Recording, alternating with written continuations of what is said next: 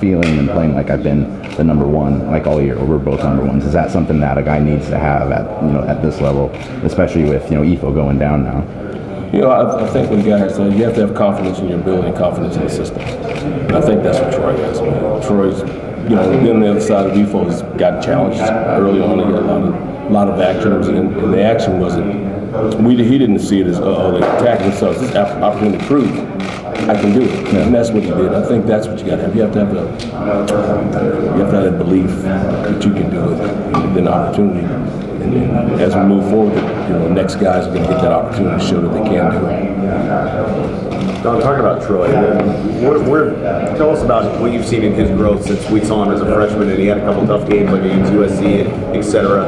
Just your perspective on that. Well, I think Troy.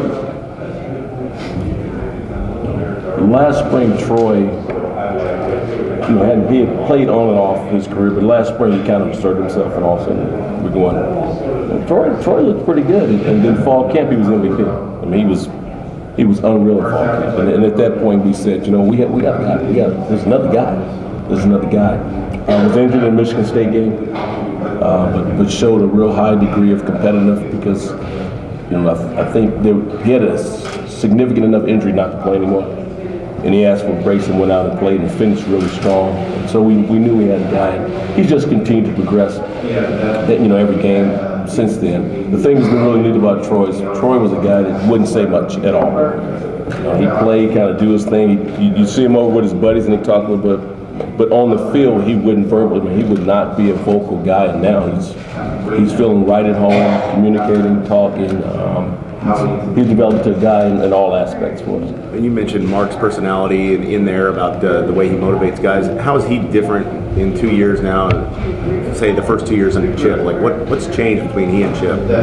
It's just Mark's true personality is shining. And so you take over a program and you kind of tweak some things, and then in the second year, whatever's inside of you starts to really come out, and that's what's happening with Mark. It's the way he talks to our kids in the meetings. I mean, those kids love it, and we all do. I mean, it's wonderful, and that's a big part of our success. I mean, those guys, Coach asked them to work hard, they're going to work hard. I mean, we're working hard. Whatever he says, we're doing it. I mean, that's what we have going right now. Coach, run game, pass game. Who reminds you of who from the Pac-12 conference? There's Stanford in the run game. You referring to Florida State? Yeah.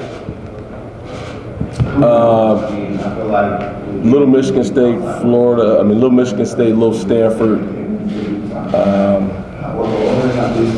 Really, that's it because it's a lot of two-back. And the one-back is very similar to what we're seeing. But in the two-back run game, it's more. It would be some of those guys. To date, with the Stanfords and the Michigan States, you get a little more insertion plays. With these guys, you get a little more true zone. It's more like the Denver Bronco type running attack. I mean, it's that type of get it rolling. Those backs find seams and they hit it pretty fast. So that's what makes it a little different. We don't see a lot of two-back zone teams in our conference. How about the throw game? Throw game is NFL. It's you're going to see some Washington State routes. You're going to see some UCLA routes. You're going to see a lot of the passing routes are a lot of passing routes are similar to what we've seen. But I think the difference is he'll fit the ball in some windows. I mean, he's really good. He's really good. It's kind of fun to watch him on film because he knows what he's looking for.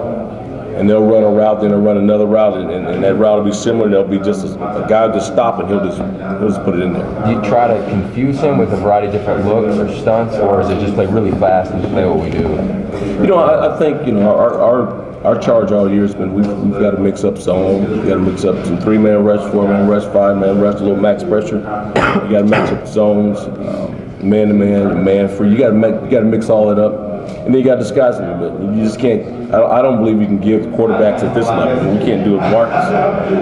Just a steady diet of one thing, they're too good. And so you've got to distort the picture to a degree. Have you talked at all about what they've done in late in games and how he's always been able to make these unique comebacks from a defensive standpoint of just keeping and letting it rip throughout the course of the game? When you watch the film, when you watch the game, you watch the ending of the game and the comebacks. What you see is really what this team is. It's a great team. And so all of a sudden, a player, they need a play and a guy will make a play. I mean, and it's some of the same plays they've been running early in the game. It's not a lot of new stuff. It's just the guy will make a play and he'll slip a tackle, and all of a sudden it's 50 yards, and that's what you see. You see their competitiveness down the stretch, and that's this to win the games they've won without a loss. You're really good, and you have a lot of confidence, and that's what I see in this team. I see a very athletic team that's very confident with a real good trigger guy and leader, and that's what we're going to see on the field. Last question. DP, what about the matchup with Nick O'Leary? How much of a difficult matchup is he from the tight end position? You know, he's like some of the tight ends we've seen in our conference in the past, but there's not we didn't face a tight end like him this year. You know, he creates some matchup issues because he's a big guy. You want to cover him with a DB? Well, he's a bigger receiver, and with linebacks he's really crafty and he runs really well. So he presents some problems, some challenges, some opportunities.